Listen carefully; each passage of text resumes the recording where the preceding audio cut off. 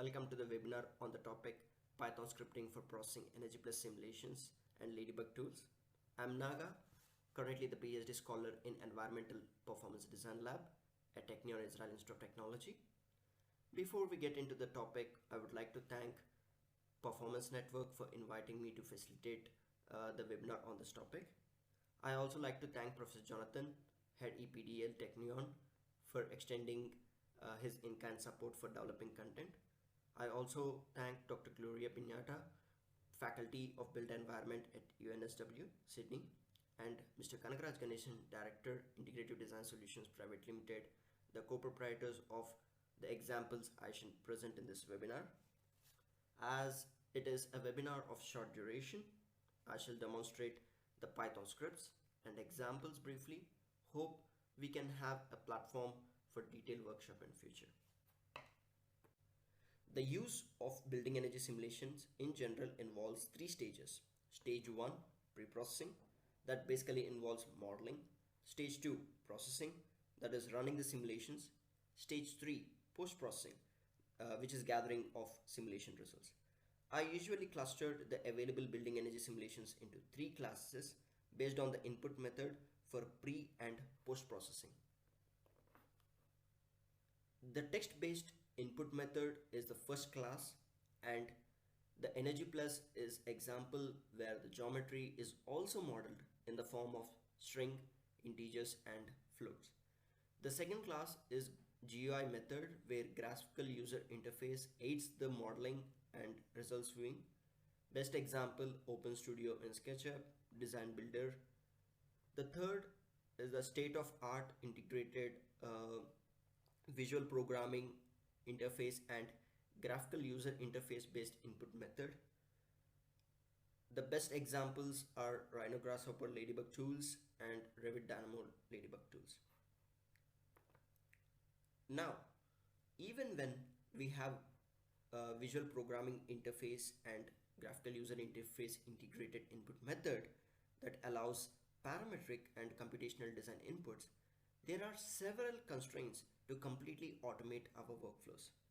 Now, we will look into those of few challenges in each stage of building energy simulations and how Python directly or indirectly through API can support us to unlock the full potential.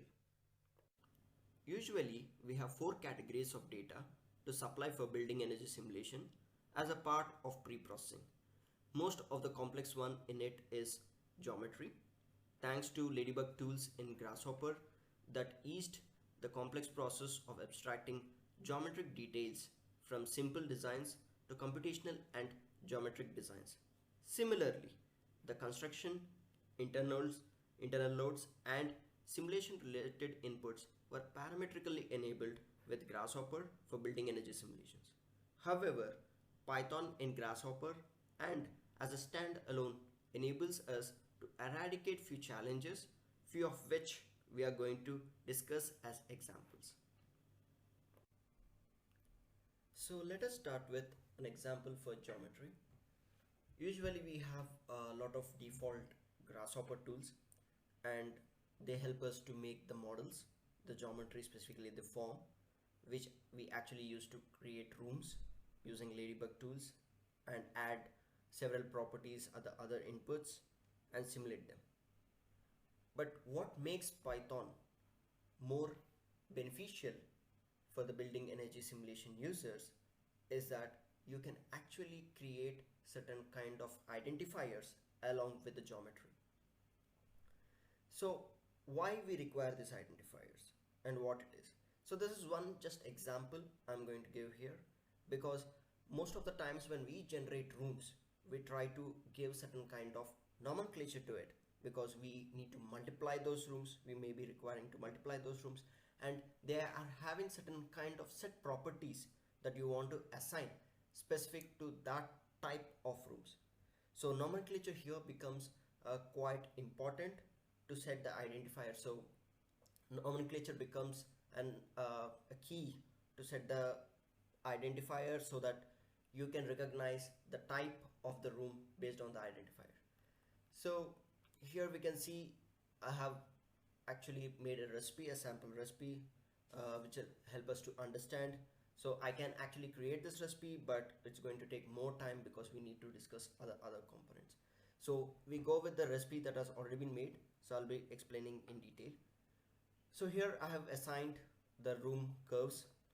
The major benefit of using Rhino Grasshopper for building energy simulation is having the single line drawings which you can directly import from the AutoCAD, or you can make it in anywhere where you don't need to create a surface and extrude it separately. So this room curves, individual of them is one polyline curve. We can find here the closed polyline curve, and I assign them to this curve object in Grasshopper. Now this is the code where we are trying to generate the room. So with the variance in room height, FAR and orientation.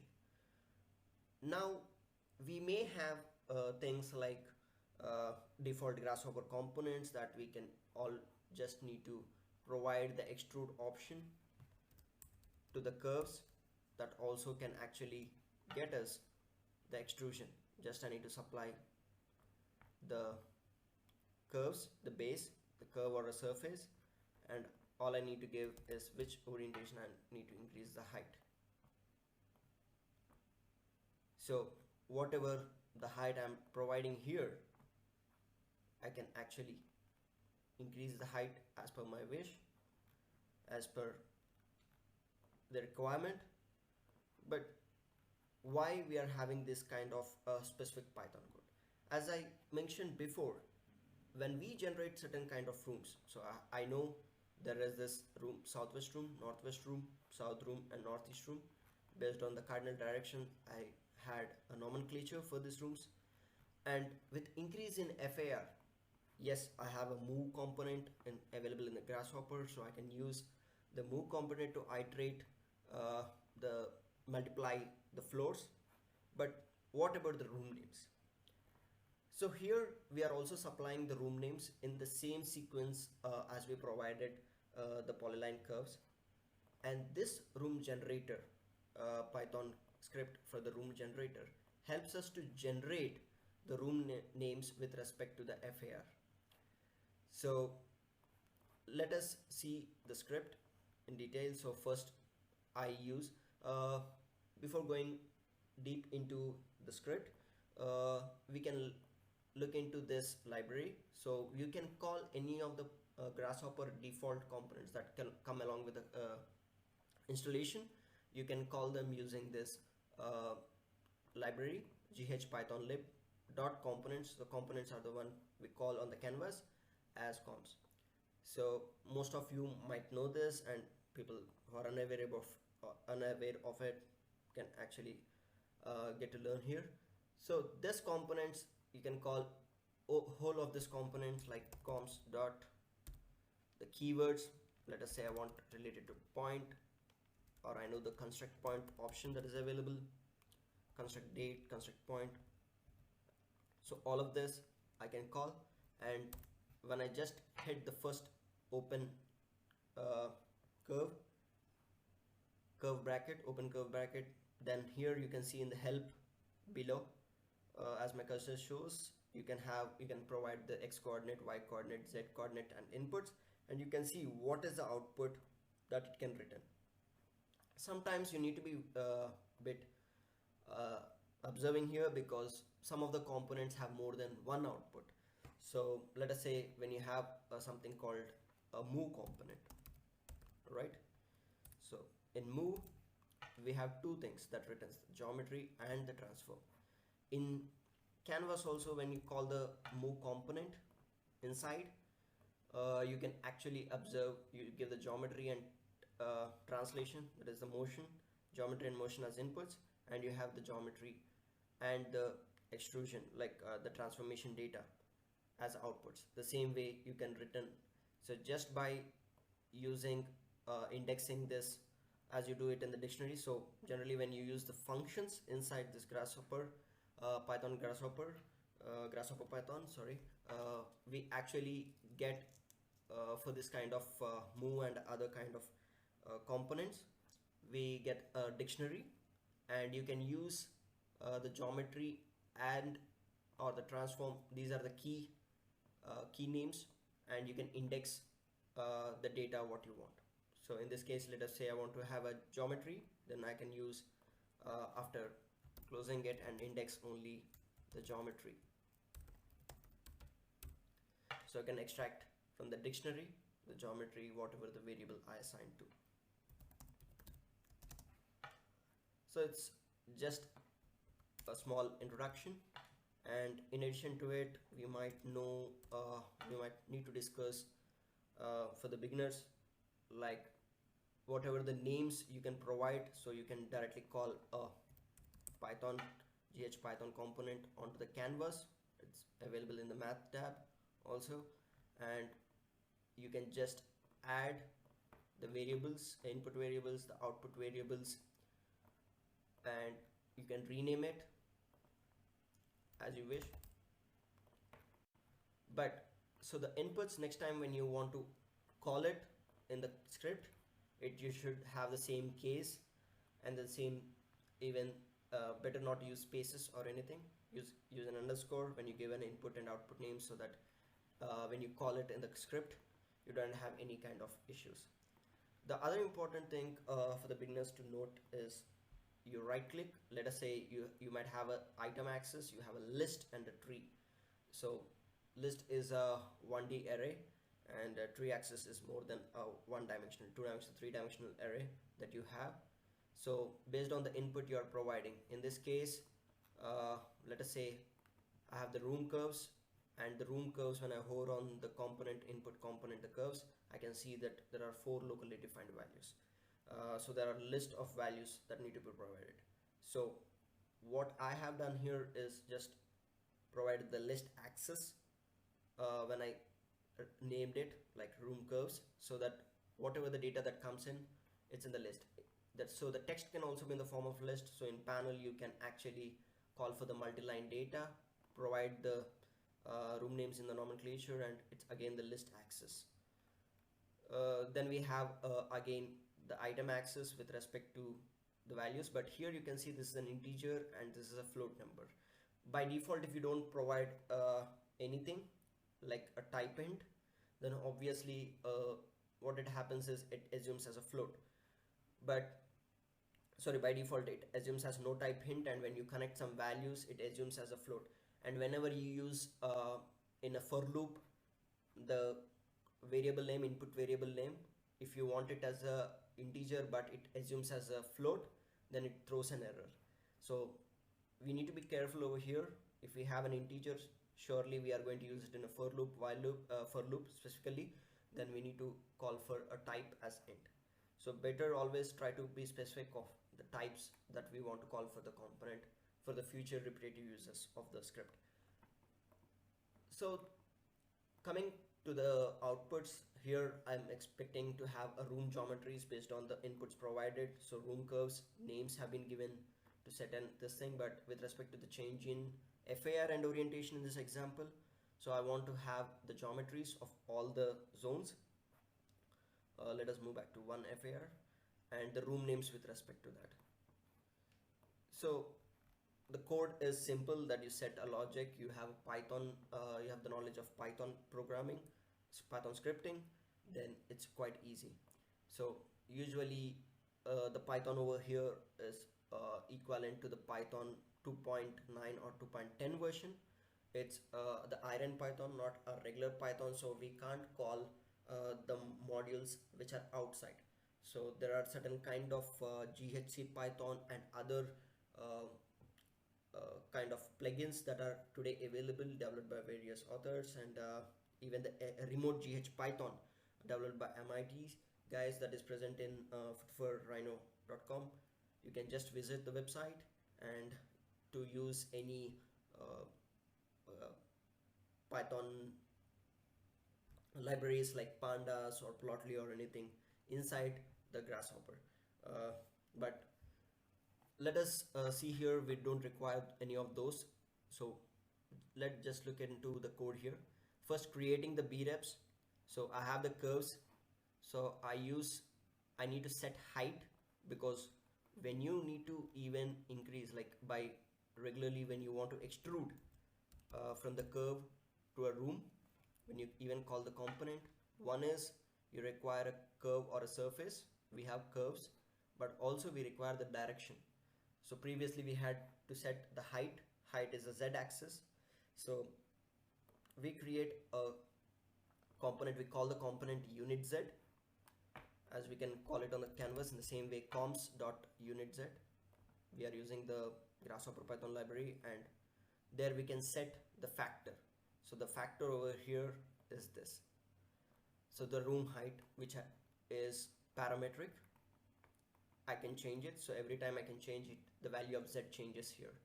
And to extrude it, so I already got the height vector, the unit vector for the height, which I'll be supplying to the extrusion. So comps dot extrude, then the curves which I have already provided, the list of curves together. So I can directly provide the list of curves, not just single curve or need to iterate the curve. So I can provide all the curves together and give the height similarly, the z1, and we'll get the extrusion. So if you see directly connecting the same way, let us say the room height is provided, and if I show you the example here using the Grasshopper components, we can see there are certain kind of voids, right? It's not a closed, it's an open BREP, boundary representation. So what we can do, so we usually use the cap holes component in the Grasshopper to cap the top and the bottom. Similarly, we can call this component here in the Python script by calling the cap holes, and we generate the BREPs. So it's not done yet, because we are having a parametric with respect to room height, but with respect to the FAR, the number of floors, the floor area ratio, the number of floors I want to increase, I want to multiply. With respect to that, I want to have my BREPs, the boundary representation of rooms, and as well as the names with respect to in the same sequence. So here we can duplicate the rooms as well as rename. We have a new names in the same sequence. So first I'm setting an origin, the base of origin. So why we require this origin is when you try to copy, we use a component called move, usually in the Grasshopper itself. So in the same way, we also use the move component. For this move component, we need something called the translation. So from to what height I want to copy the building representation. So for that, for the translation vector, we can also observe here, you require two inputs. So one is the vector 2 point, yeah, the same. So you require 2 points, usually the base point and the tip point, and this is a unitized option. It's not a mandatory input. So A and B, that is the base and the top, you want. So the base is, I'm taking the origin 0, 0, 0, and the top point actually we move based on the FAR. So here in the code, I can iterate with respect to the FAR. How many? If I say 2, it iterates 2 times, 0 and 1. If it's 3, it's iterate 3 times, and so on, so stuff. So here first I create a translation from the base origin to the height. So another vector I'm going to provide is with respect to the height. So the first multiplication I want to do, I just do it giving the unit z value of first rep. Let us say first height is 0, I is 0, the room height is set to 3, so 3 into 0 is 0. So I will not have any kind of copying happening, so there is no movement from the ground. So I'll call, as I said before, sometimes you get two values when you use any component. The translation component has two outputs. One is a vector and the length, and what we require for the move translation vector is a vector. So I'll use the index, the key vector, to index the vector data from the dictionary. that is assigned to trans. So similarly, then I call for the move, assign the B-reps that are there that we generated here by capping the holes, the boxes, the closed B-reps. And then every time I have moved the whole B-reps, it's like the whole floor, all the B-reps in the floor, how many are there? So all of them starts moving in. And in the same way, when I do that, I have the list of room names. So I used my own kind of nomenclature over here. So the rooms are in the same sequence. So the same sequence plus the underscore and the name. So the string of I'm using the value I, which we are iterating over here with based on the FAR. I'm just using that to have a representation like this. So if I have one room, I have only FAR 1, so there is underscore 0.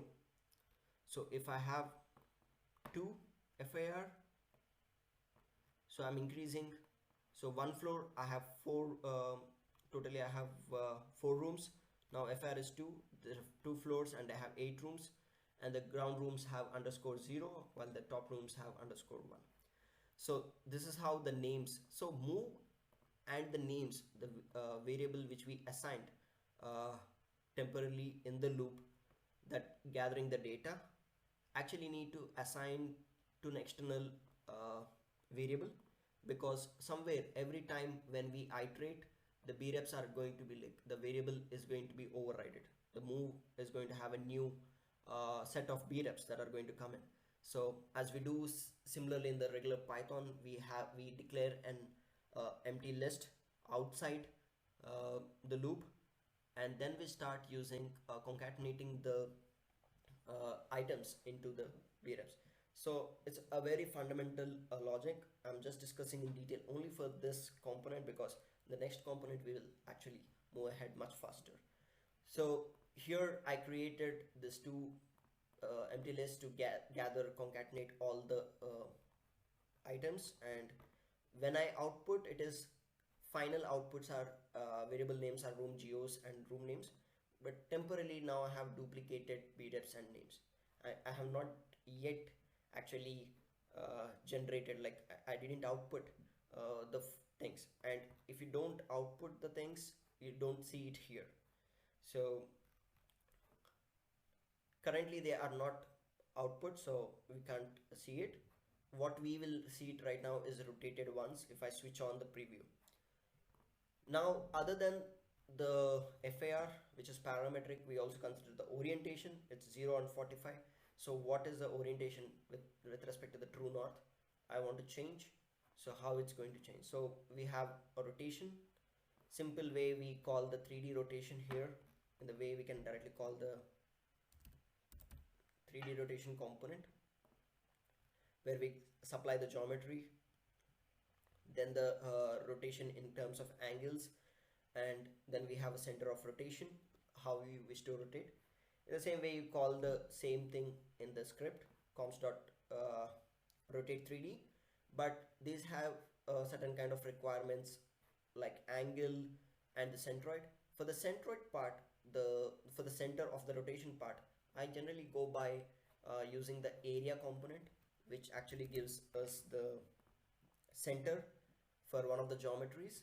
So I generally call one of the components in the list of B-reps that I have, which we have assigned it to the this variable dup B-reps. I call one, I generate a centroid from that, and secondly I want axis. So in which axis you want to rotate, which is usually the XY planes. We can see here in the vector section the XY planes. Yeah, sorry, the planes are here, XY plane, where we need to supply the origin of it. So the origin already we have created once on the top. So I have created, I have supplied the B-reps, which are the one we have done with respect to the FAR, which we have concatenated with respect to the FAR, collected it. Then the orientation I have given in the form of, let us say, the degrees. So I use the conversion factor over here. People can actually use the expression option. Yeah, so here I have provided the expression option because usually I want 0 and the other value I want 0, 45, 90, 130, 90, 135, 270. So I want it in the same sequence. So, but generally we can't have a step, bigger steps that we can create. So instead I use this technique of using an expression. So 0 to 7, I set the number slider, but I use an expression editor to set into multiplier of 45. So 0 into 45 will give 0, then 45, 90. Originally it is 4, but 4 into 45, 180, 225, 270, and 315.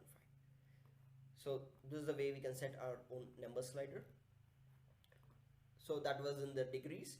So I converted into radians for the understanding and then provided the centroid and axis.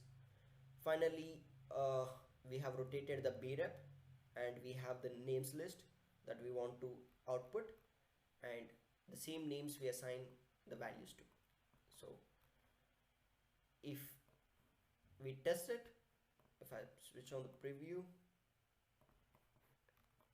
here we can see the object. So as it's a parametric one, so thanks to computational design in Grasshopper, where we can actually increase the heights we want without damaging or need of retracing the whole geometry. So it's not like if I increase the room height, it affects my FAR or there is some kind of convergence. So all that is avoided. So this is the example for geometry. So still yet we didn't come to the part where why we are generating, where is a Python is much useful in terms of as an identifiers. So here we created with respect to the FAR, we have created the list of names which are attached to the panel. So there are 5 floors, each floor 4 rooms. So we have totally 20 rooms, and each of them had a nomenclature with respect to the list provided in the initial list that provided per curve that we have generated. Now this room names, if you can observe here, they are underscore 0, 1, 2. That makes me understand which floor those are. At the same time, the second code, the Python room segregation code written here, helps me actually to segregate the rooms, especially when you use the room solid, a Ladybug component, room from solid. We have two conditions. There are spaces which are conditioned, there are spaces which are unconditioned. So all the time we supply it and we try to use a list component to segregate. So it's fine if you have like less than 10 rooms, so you want to segregate, it's very much easy to do it. But if you have 20, 30 rooms that you are assigning, and in which few of them are conditioned, few of them are not conditioned, so it will be a kind of a heavy task to call the list component and make it into a selection list and try to assign it individual ones, make it a two different let us say components, and then assign one is for the conditioned where it is set true and another condition. Okay, just to illustrate what I was talking, so you can call the item selector. If you go by a general method, when you have a list more than 10, 15 rooms, you right click, you have a checklist. Now in this you need to select, okay, which are the rooms which are conditioned, you need to duplicate this, and which are unconditioned, you need to select them and then assign them to the here, which becomes, these are only room names again. So in the same sequence you need to do it for the geometry. So this becomes quite complex, and sometimes if you have certain kind of change in geometry, some changes that happened in the base geometry from your architect or someone, there's a change, then you need to redo it back again. So this is a challenging problem, not just in the industry which I have encountered, but also even in PhD, doctoral positions, or in the masters who are working on their graduation. assignment, someone wants to work on simulations in their coursework, this is a challenging task, and this is where the Python scripting actually gives us the edge to control the things better way. So here I have a segregated using this room segregation code, which is quite easy. So we have, what I did was the rooms and the room names, which are complete list, I have assigned them directly. Like I said, okay, condition rooms and condition room names are same as all the rooms that are coming inside and all the room names that are coming inside. It's then we have declared three empty lists: indices, unconditioned rooms, and undeconditioned room names. Is indices, as wantedly I have updated just for my checking conditions. But if you see the output, we have condition room names, unconditioned rooms, and unconditioned room names. So there are 4 different things, not the indices. So here I have another input is I need to give just the nomenclature of the room cat nomenclature, which is not unconditioned, which is unconditioned, sorry. So I use room s underscore.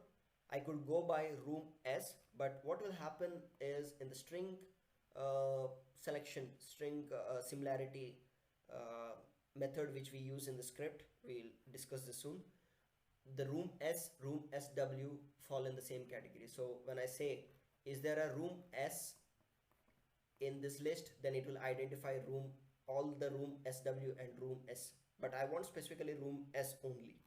So I use the component called room s underscore. So whatever the room names which are having room s underscore in their names, whatever the floor may be, that I want to segregate it as an unconditioned space. So we have unconditioned rooms we need to identify, and unconditioned room names of the same.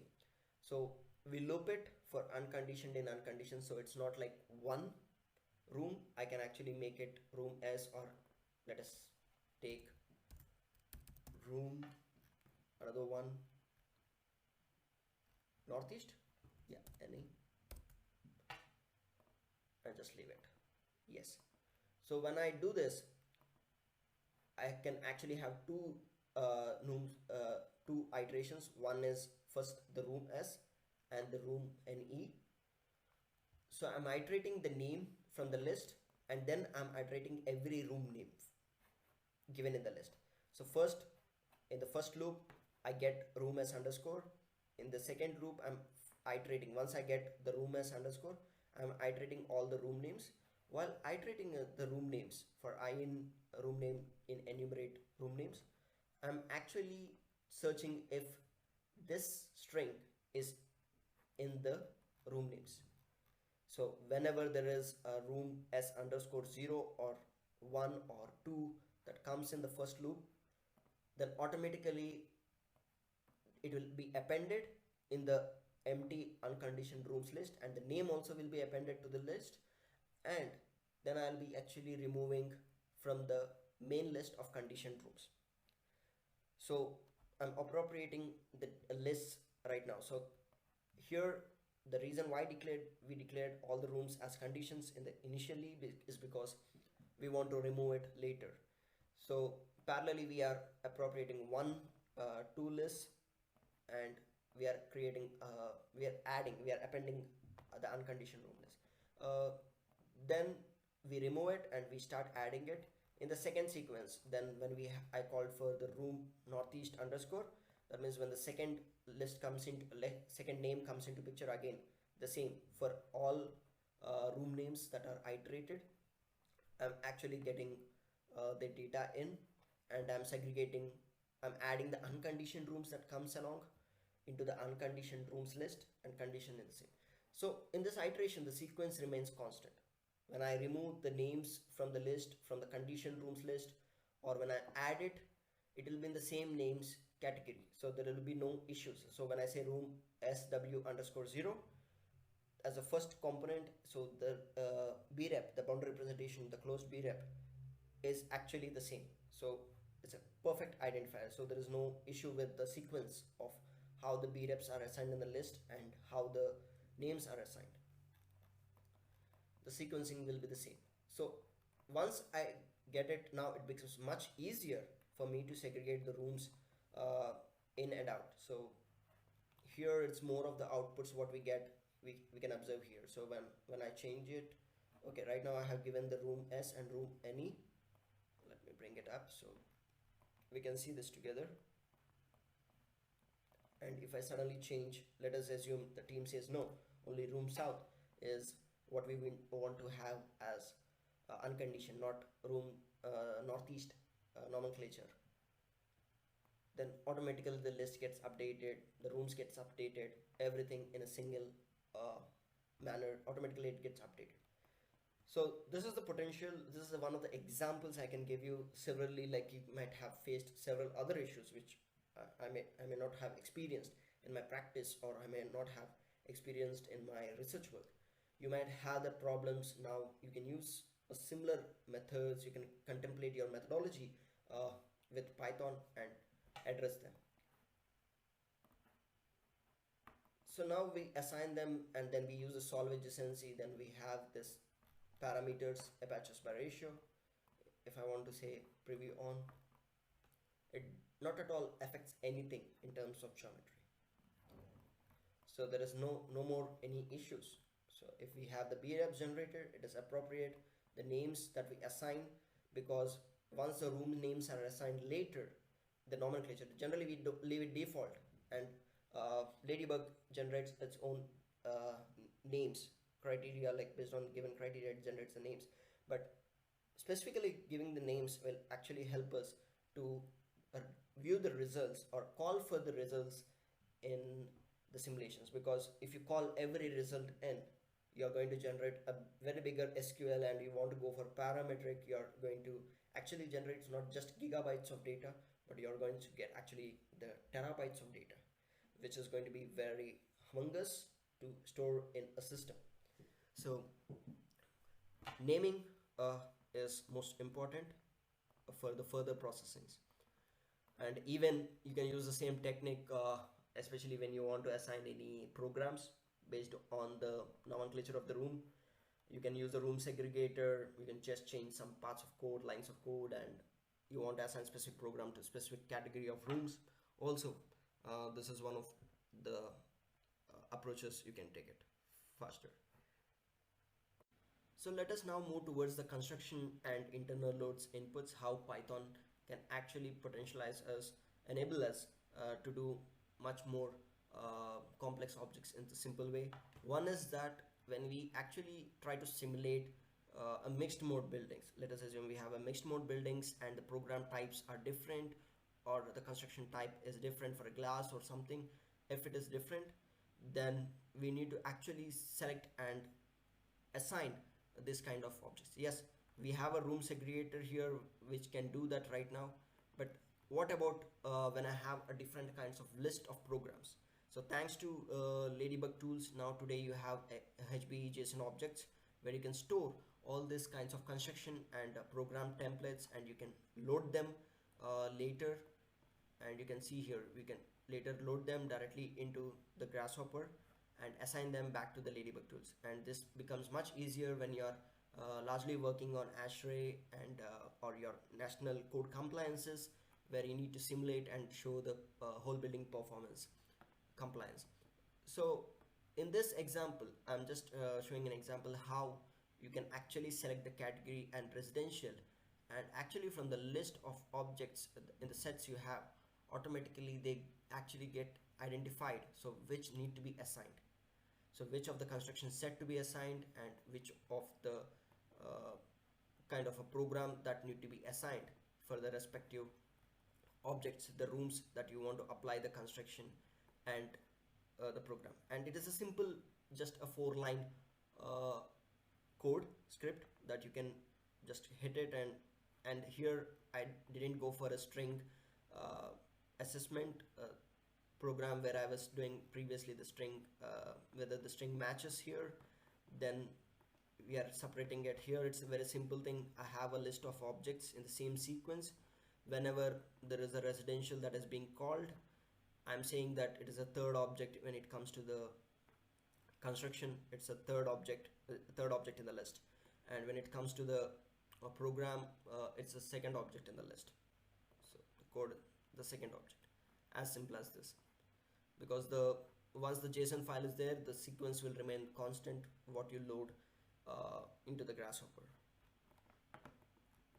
Now it doesn't end here when it comes to the internal loads or giving the program construction details.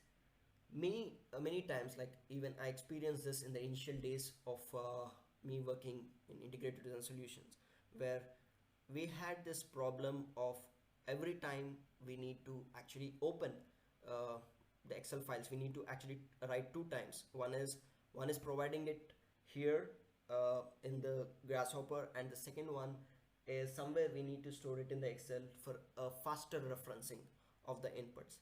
So as simple as when you are trying to actually assign a material or something tomorrow, when you have a presentation with your team and you need to move around the canvas, but what is easily requested is for Excel format or a CSV format of data that you want to get it into, that you want to actually have along with this, so that whenever there is a change you highlight it, and when you present it or when you want to make reports, Excel is much structured, or CSV data frames are much structured. Let me put in the terminology as a data frame.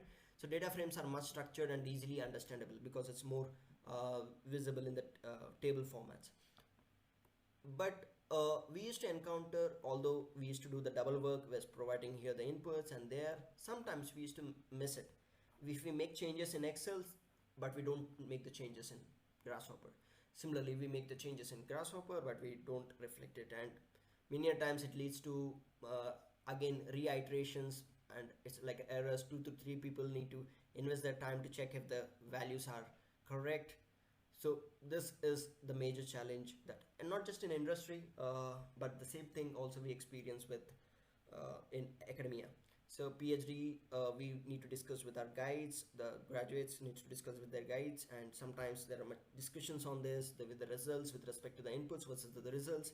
The fastest way to compare to understand, let us say the surface heat transfer is more for the surface. So what kind of construction that has been put up? The quick way, the data frames. Now the library, the standard library which comes along with the Grasshopper Python is the CSV.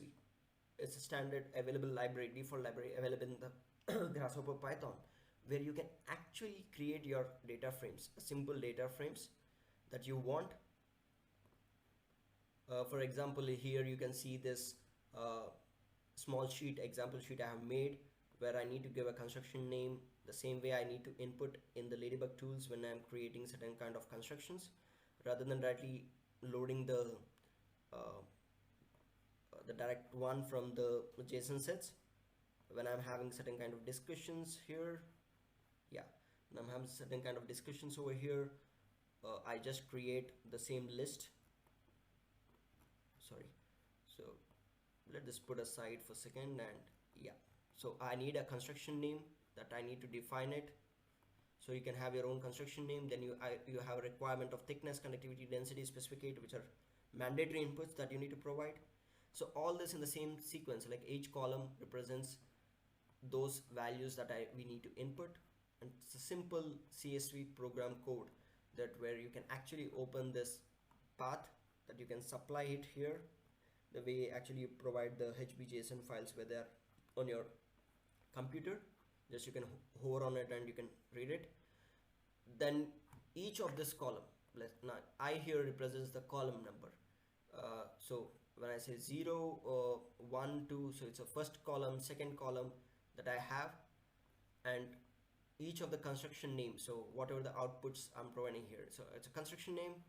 So directly I'll open the file, as we use it in a text file, we open the file, then I use the library CSV to read the file, declare an empty rows here, empty list name rows, and then I'm iterating the row in data CSV data and appending all the rows. So it's in the sequence of rows. So each of the row there is construction name that comes out. Okay, let me just test it and show you. So when I say print rows, for every, once I collected the rows over here, you can see in each row in the list inside a list, so there is a list inside a list, and in each list you can see the name, then the same values in the same row, the three values right now. So I have three values, the mat name, sample mat, and sample mat 2. So I have this here, so T 0.2 0.25, so same value. So I know which of the row number, sorry for that, yeah, which of the row numbers actually have uh, the value, specific value. The construction name, it's in the 0th row, like it's at the first element, the first list will have my data of the construction name. The second object in the list, second list in the list rows has my material names given. Some way, second, third, fourth, so each of them is representing the row number, and the I is whereas I'm selecting which of the column I need to index. So if I select 2 right now, then automatically my values, you can see I have selected it 2, okay, and you can check the values over here. So when I say 2, okay, let me bring this down, and I have everything from the second column, all the values from the second column. This is just an example. So when I move it to 1, it is out. And why we pointing out here, why we are having an additional value called run is equal to true, why we are using an if clause along with it, is that whenever you try to save this CSV file that you want, that you are generating, and it should reapply, like nothing changes, the column number or something doesn't change, just you want to reapply it, all you need to do is set it false and set it true, so that the changes what you made, because already you have opened the file and you're reading it, right? So probably if you make the changes here, you open a CSV file, you make the changes and you close it, but you may experience that the values doesn't change dynamically in that. And set true and switch off the boolean, switch on the boolean, set to false and true again, refresh it, and automatically, so you can try it with button or something like that, and you can actually generate the values.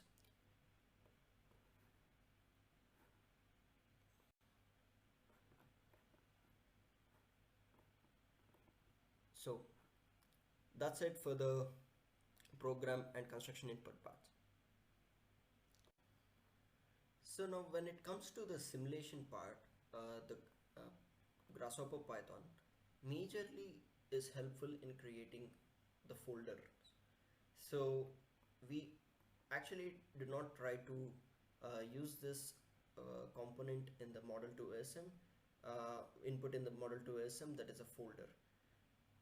But while doing the parametric simulation, when we are trying to perform a parametric simulation using Ladybug Tools, we can actually create a folder name with respect to the parametric options that we are generating, and this actually helps us later in the later part of the simulation while collecting the data.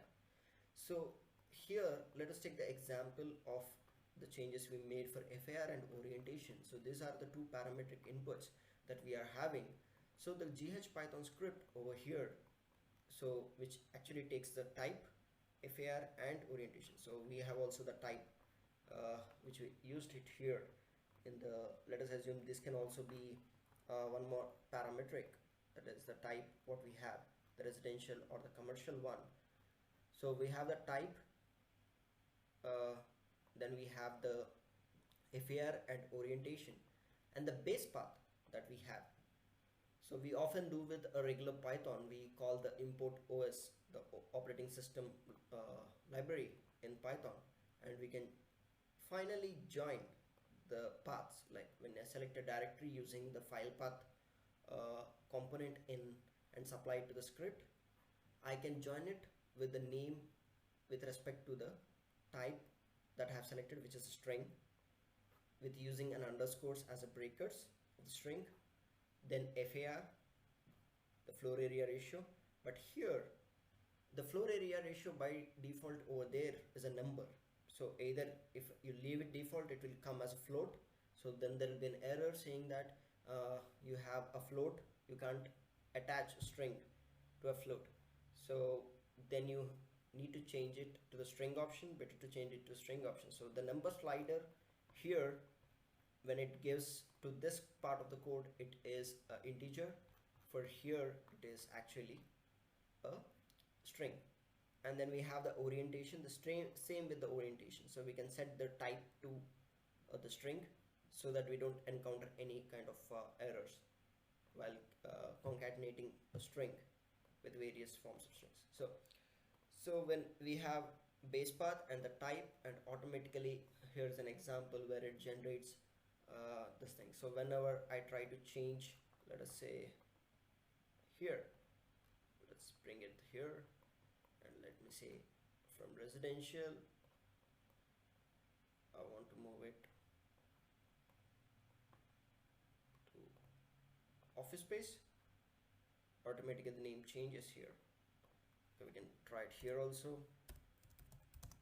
Print save path. As I said, it's a 2.10 or 2.9 version of Iron Python that goes on, so no need to give curved brackets after the print statement. So here you can see it's office. So now if I change it to residential, it automatically updates to residential. As simple as that. So when we have a parametric, now we have colibri, where you have, if you have multiple iterators, multiple number sliders that are present with you. So we have in the TT box, you can add colibri component. In colibri you have this iterator where you can supply n number of number sliders which are representing your parametric variables for your energy simulation, and all those values you can attach it, and you can create a folder where you can store, so that every time it simulates, it doesn't override the previous results. If you leave it, usually when you leave it as a blank input for the folder. So till now we have observed few examples of how to unlock the full potential using Grasshopper Python for pre-processing the EnergyPlus simulations with Ladybug Tools and Grasshopper Python. Now let us take an example condition where you have run large number of parametric simulations using Grasshopper Python and Ladybug Tools, and you have generated a lot of data and you have saved the data. Over a period of time, let us say you have missed any, the recipe gone missing, got deleted, or got missed out the final version, and then actually you need to rerun the same amount of simulations, no change in geometry, or maximum no change in major form or anything, but all you need to is changes some EPD value, the lighting power density, the energy power density, or let us say occupant density, a small change in the energy simulation input, and you want to rerun it. So instead of completely recreating a Grasshopper or completely going back into creating the recipe together, we have something, a library for Python outside Python, regular Python in our system, called the API EnergyPlus Python, which actually enables us to make this minute changes and rerun the simulation. So we all know that when the simulations are done, we can observe the IDF files, input data files that are available in our simulation folder. So this API that we are going to look into actually reads the file and can make the changes with ease, so that we can run the group simulations from the EnergyPlus engine directly, rather than redoing it all.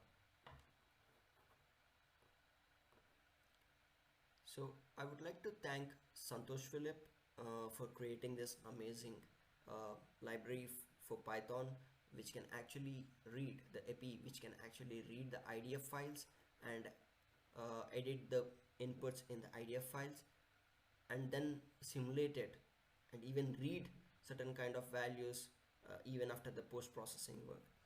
So before the Ladybug Tools, I got handed with the Ladybug Tools.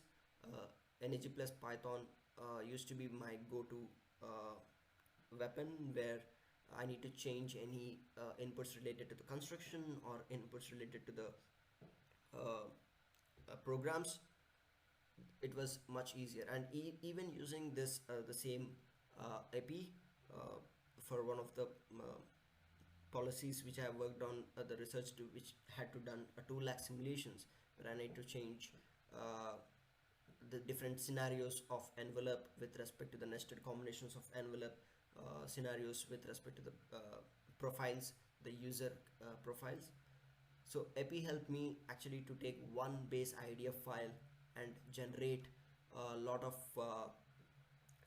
idea files from the base idea file by changing the values of it. So here with epi you can call the objects, core EnergyPlus objects, which are present in idea files, and you can work along with them in related to construction, lighting, fan power, HVAC, all those things. So we also have a tutorial. So the authors of epi have developed this tutorial that is available with epi.readthedocs.io, where you can learn how to use the library very effectively. This was my guide for me to learn the plugin.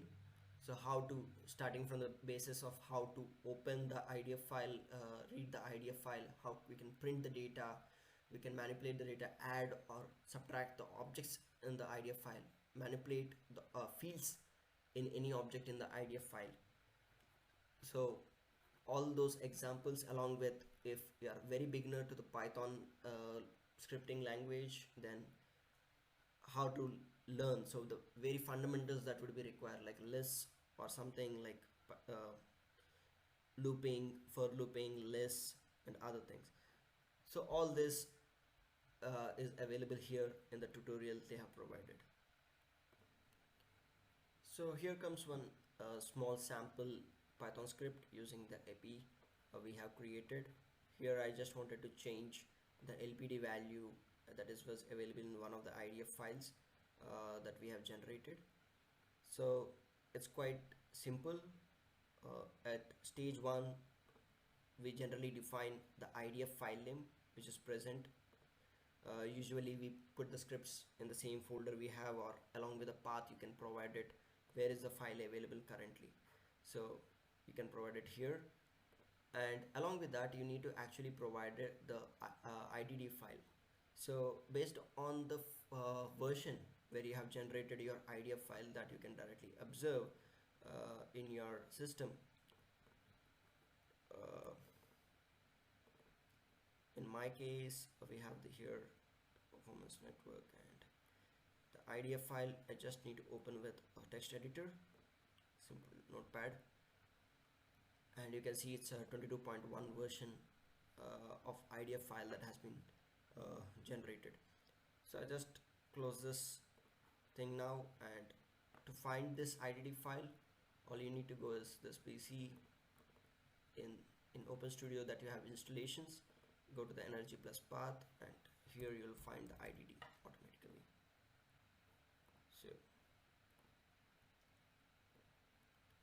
So it's currently present in the EnergyPlus folder. So if you have directly the EnergyPlus installed, the same version of which you are running, you are not using the OpenStudio one, but directly the version of EnergyPlus in your system. So you can also find various numbers of IDFs, because you have version converter that will be available in direct EnergyPlus engine. So you might find more than one IDD files over there. So this is a place where you can find this IDD file. You will be assigning the IDF, so you'll call the IDF component in the library epi.model editor, and first you will set the IDD file. So IDD file is more like a data directory, input data directory. So for the people first time who's knowing it, it's a place where you have a different kinds of what are the different inputs and what is the nomenclature, how they are denoted. Everything is provided here. The field name, when you call the object, the class object in EnergyPlus, so what the field declares, and so on other stuff. So this is where the Python understands the tree structure of the EnergyPlus input data file. So then you finally set the IDF. Once you set the IDD file to the IDF, and then you set the IDF file name, and this automatically, when you run it, you'll find it in the IDD IDF. So I send it the variable name IDF. You can find various dictionaries inside it, like components inside it, attributes. Basically, you have copy IDF object, get IDD name. So these are all components you can call for. Later on, the methods, strings you can call, and so on. Others.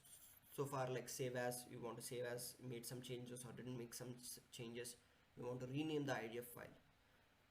All this are available, the objects are available within this IDF object, sub objects are available.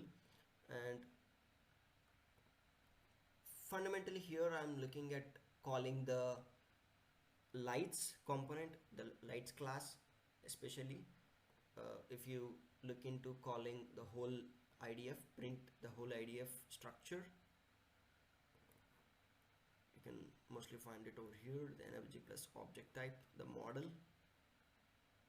You can find a lot of classes provided here, so you can access any object in the IDF.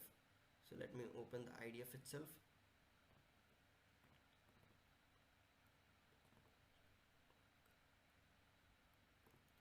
So I'll just use the notepad.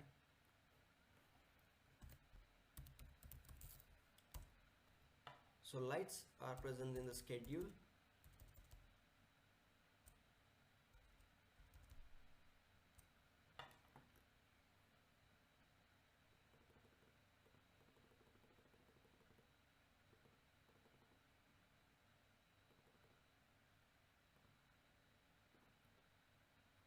It's in the output variables from that, and here are the lights as a name provided. So is the call. So this is where the object has been designated, where the zone list has been provided, where all the zones coming under this zone list are having this lights component, and the schedule name is defined that we can already see before. So here we have a lighting level, lighting power density of 5 that is provided.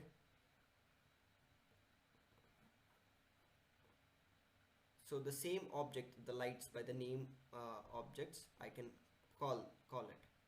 So the object name lights, and when I print this, you can find it, I'm actually calling the object, IDF object.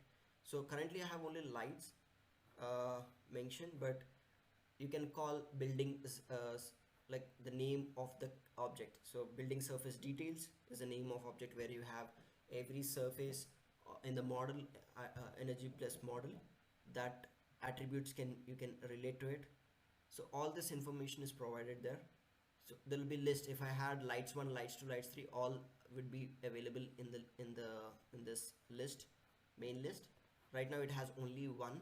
Probably if you have a different kind of if you have more than one light object, multiple light objects, then all of those light objects would have been appeared here when I printed and assigned it. So now I'm calling the field. So if you can observe here for light in lights, so I'm assuming that there are more than one object in that, and I want to change the lighting power density to 3. So if you see the field name in the object, that is watt per zone floor area, this exactly the same thing I have called it here, but instead when there are spaces or there are characters like hyphen or something, you can actually use an underscore. So instead of hyphen, you can remove the hyphens if there are any hyphens in the names of the field, or if you have spaces, you can use an underscore. So by this technique you can directly call the value. So even you can use the index method, where using the square brackets you can write under the apostrophes the name of the field. So now we have indexed the field. Okay, this is just for your understanding, calling the field. Just for our understanding, I have done it. And when I run it, it is 5 because there is only one object in the lights. So one object has value 5. So this is the way how we call it. Now when you want to replace the value, all you need to do is the same way, the way we called it, the 1, we actually assign the value for the object. Instead of here we have been assigning the value to a variable, but here directly we'll call the field in the object and directly assign the value. So light dot watts per zone floor area is equal to 3. So let me print both during the calling and replacing. So previously it was 5.0 and now it is 3, right? So I just had changed it with ease. Now when you have lot number of IDFs placed in you have large number of IDFs where you everywhere you want to change this value, or specific to the name of the file of IDF you can change, all you can is iterate these IDFs. Basically you can just iterate the IDF from here if the ID version of all the IDFs are same, because once all you need to do is once only you need to set the IDD. So every time you can iterate and change the IDF file name, IDF file that you want to open, and replace the value and save as another value. So once we save as another value, there is another file created. So if I again open it with a notepad just for the comparison parts, so here we have the same amounts of light.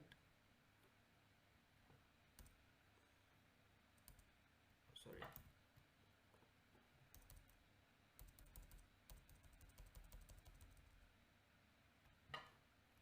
schedule limits. I'm seeing, okay, here is a lights comma. Okay, when you directly can call the object with the same thing here. F control V, right? So you can see the main file which was there, it has still 5. The improved one, it has 3. The value 3, 5, 3.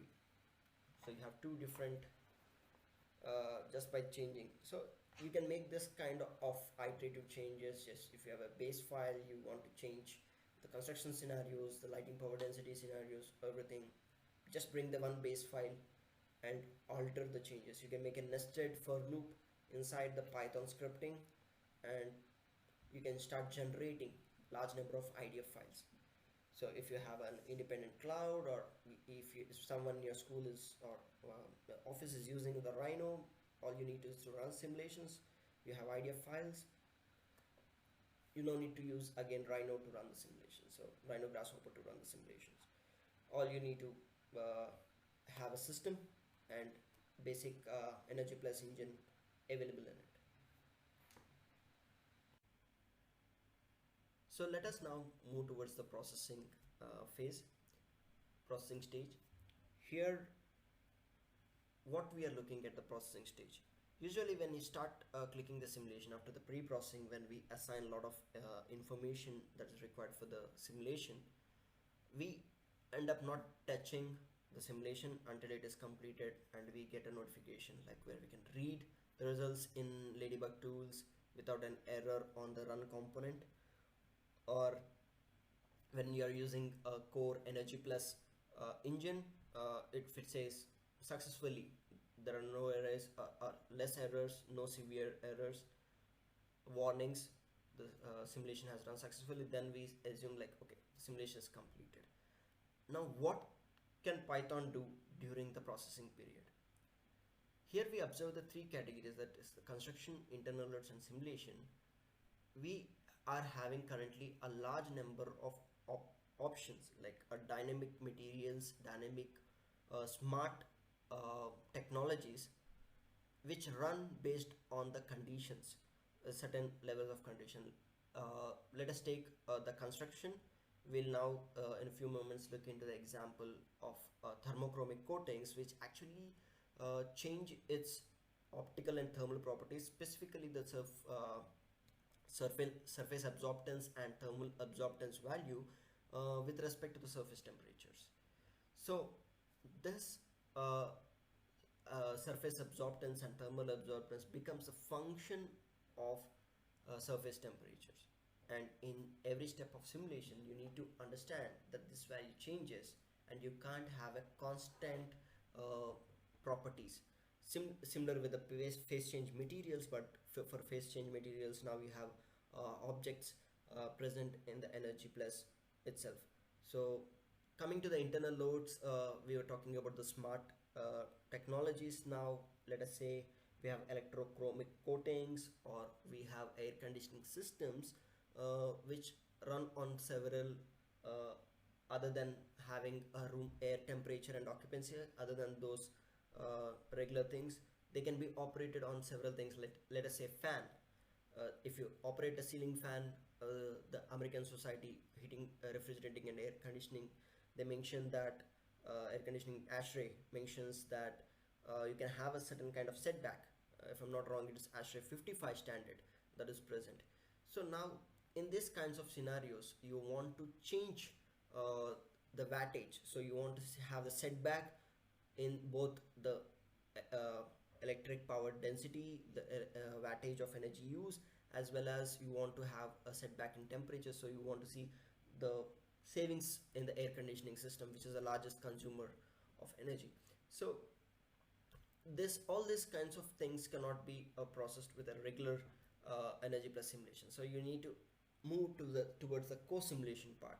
So where every step after you simulate in the EnergyPlus, you send the information from EnergyPlus towards a simple mathematical model which is outside the EnergyPlus, and you'll get back the results from those models as an inputs for the next step of EnergyPlus simulation. So it's a continuous process.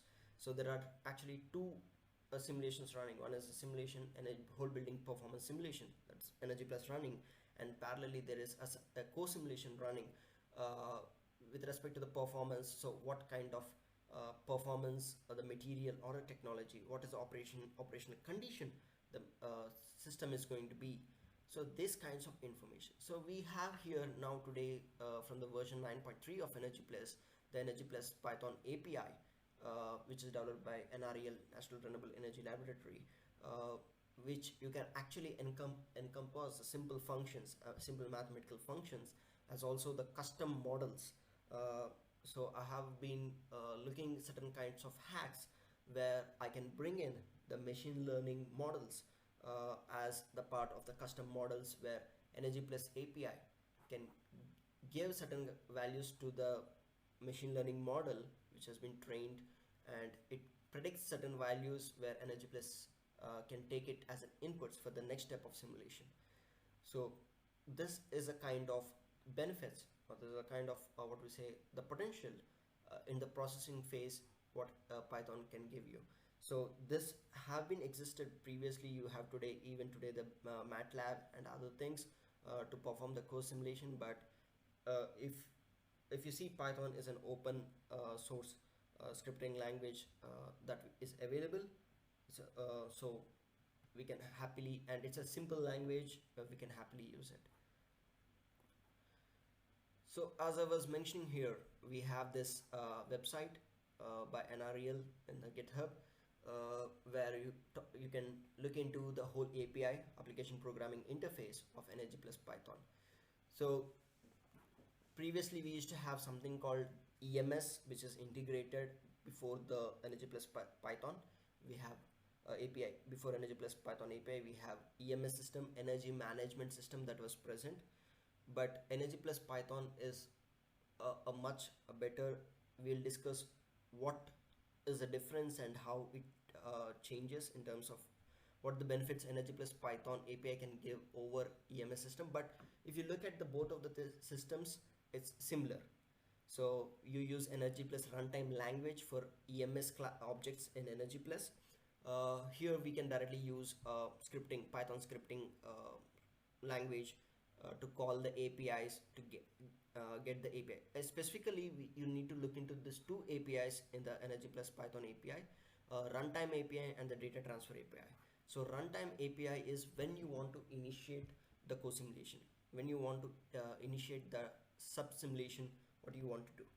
So the model which you have, a mathematical simple model or a machine learning model, a complex model, what you have, at what time you want, even after like let us say during the warm-up days or after the completion of warm-up days, so after predictor, after HVAC managers. So this is a kind of API. You can look into these options that are available, and these are the similar ones if someone is using EMS, energy management systems of EnergyPlus. It's as similar to those. Then we have a data transfer API.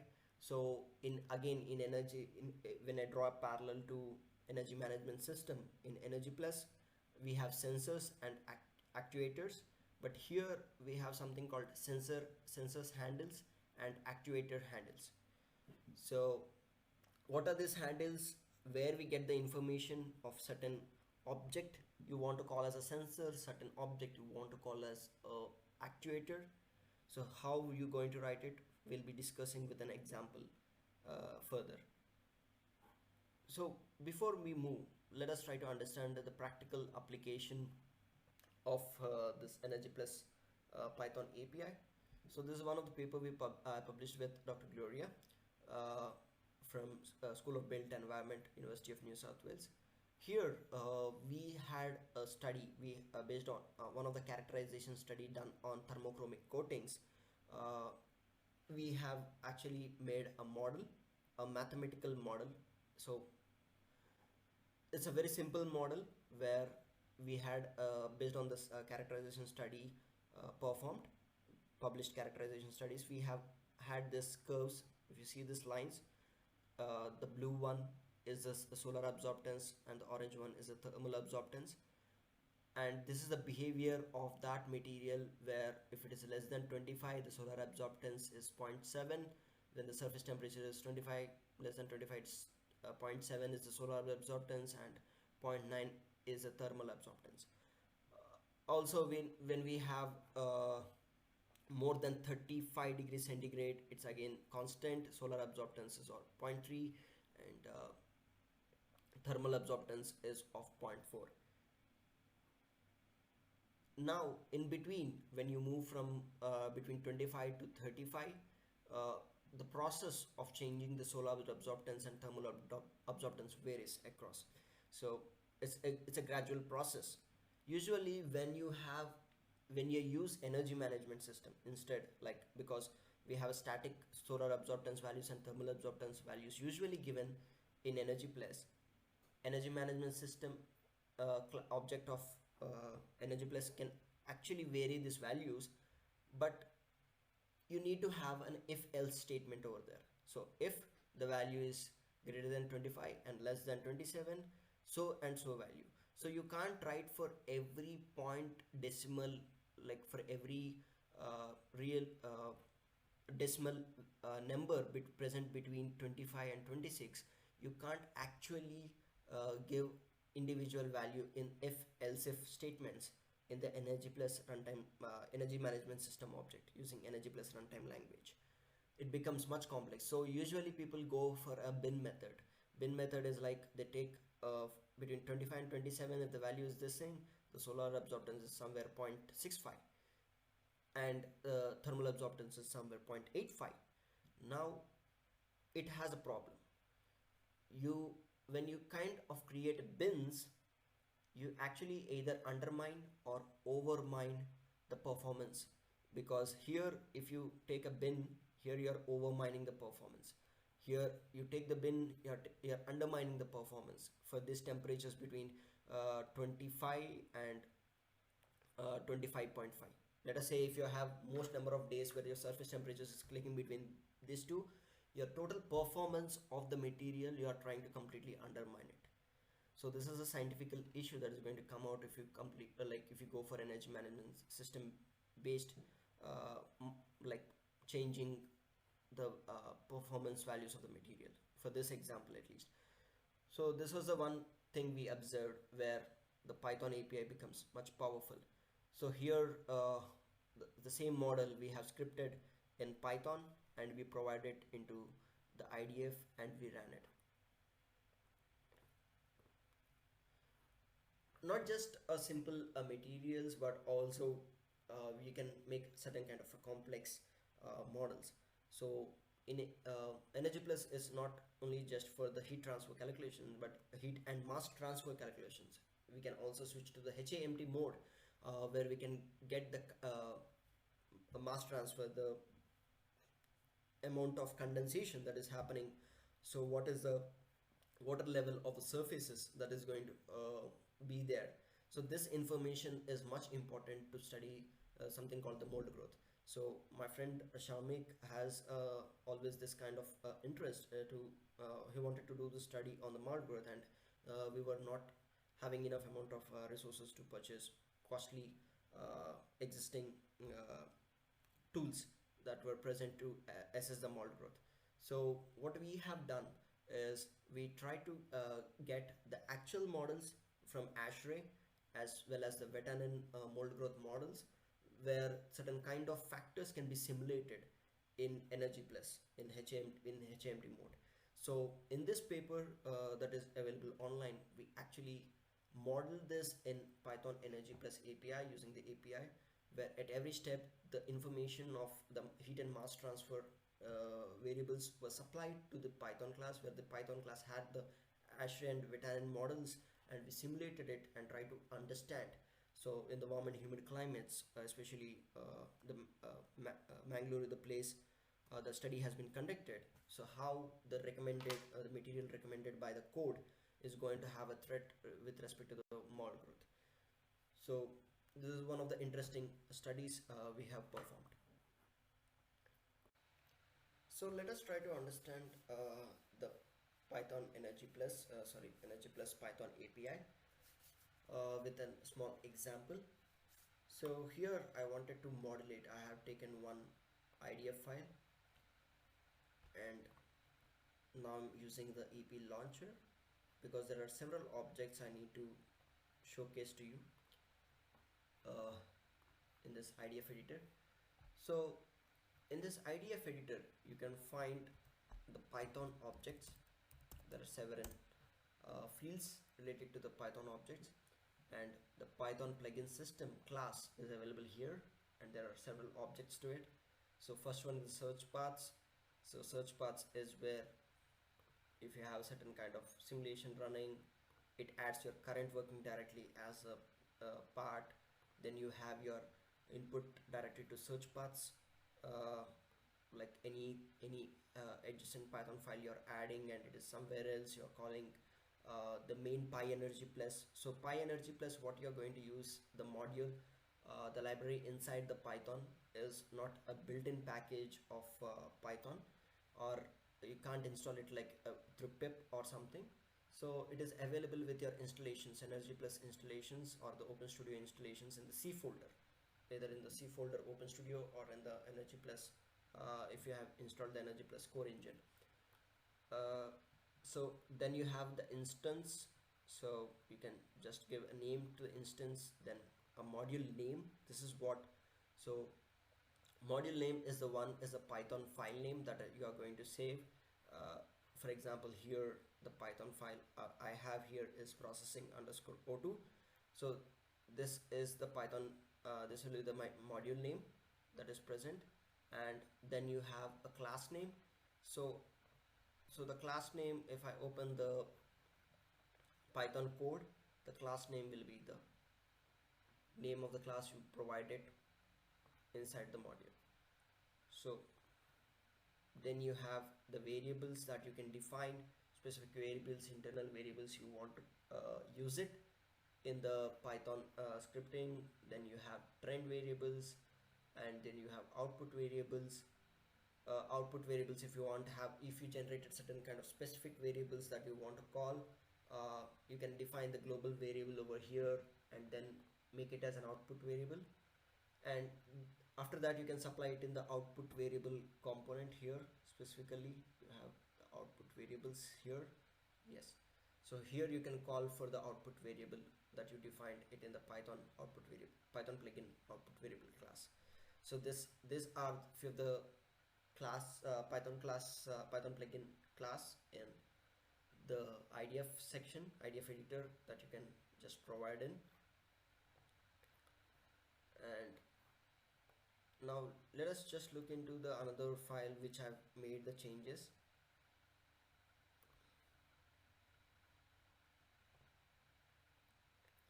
So let us browse, and here we can observe the second file. So I'll just use the Control L option to list out only the objects. So here you can see I have provided the Python instance where I have said that it's a light modulator and it's processing here. This is the only Python plugin class I have initiated. Then I have given the variable name. This is one of important things we need to look into. And when I look at the code, the coding part, here we'll encounter two important things, what we are calling the actuators and the sensors.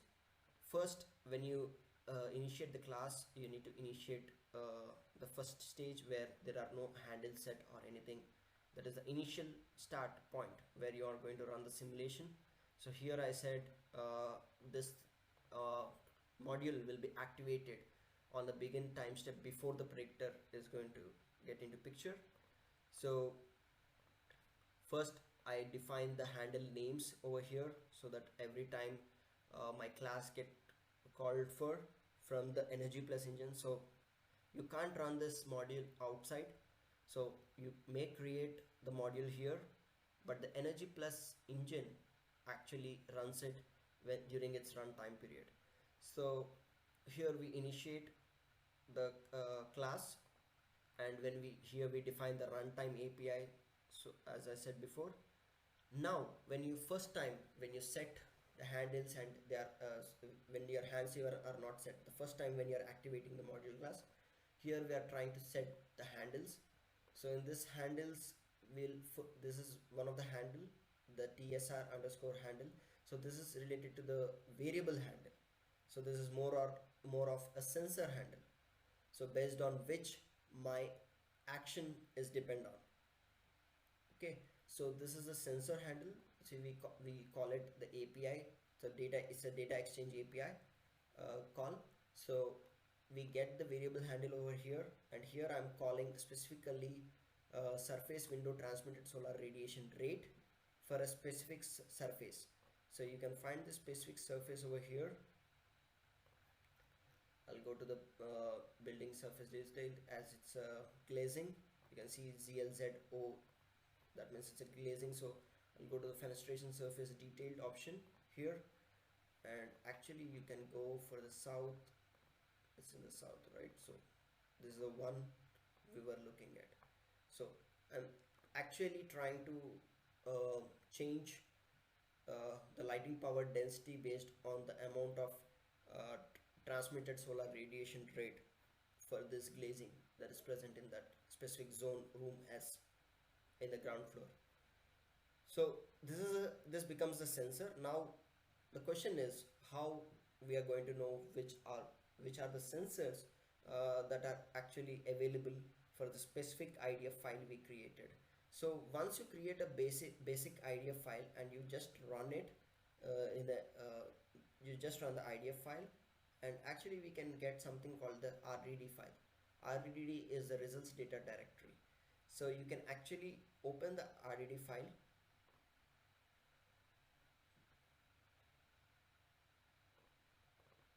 and here are the list of all the variables that you can call for. These are all now your sensors that you can use it for the Python plugin. So all this are your basically, if there are zone level, it can be zone, but this is environment related one, site outdoor drivable temperatures. All these are, but few of them are at surface level, few are at zone level. So you can call them to get the value, current value, based on the values you want to set another actuator. So The second thing that we are going to look into is the actuators part. So going back to the next handle, that is LPD handle. So here I'm going to modulate the lighting power density. So I'm saying here I want to modulate the lights class, specifically the field electricity rate of the room, of this room. Now, and here are the list of all the variables that you can call for. These are all now your sensors that you can use it for the Python plugin. So all this are your, basically, if there are zone level, it can be zone, but this is environment related one, site outdoor drivable temperatures, all these are, but few of them are at surface level, few are at zone level. So you can call them to get the value, current value, uh, based on the values you want to set another actuator. So the second thing that we are going to look into is the actuators part. So going back to the next handle, that is LPD handle. So here I'm going to modulate the lighting power density.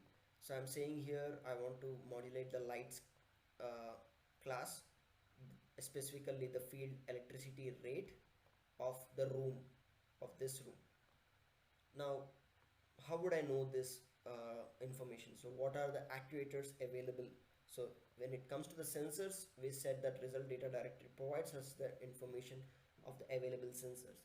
So for the actuators, you actually need to, for the first run, so this is one of the techniques I use it. So the first run, what you need to do is you can actually run the output EMS output variables. So that is provided here, output for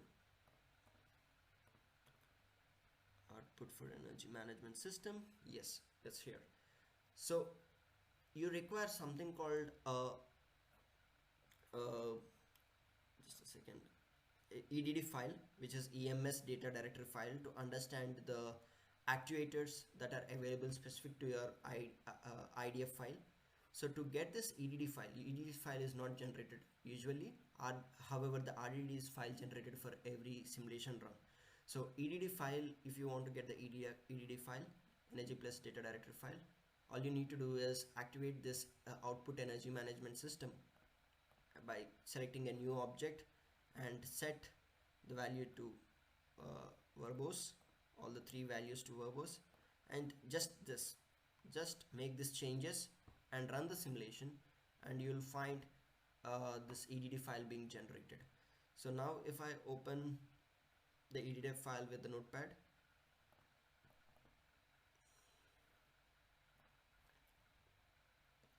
so this is the energy management system actuator available. So component unique name, component type, control type, and units.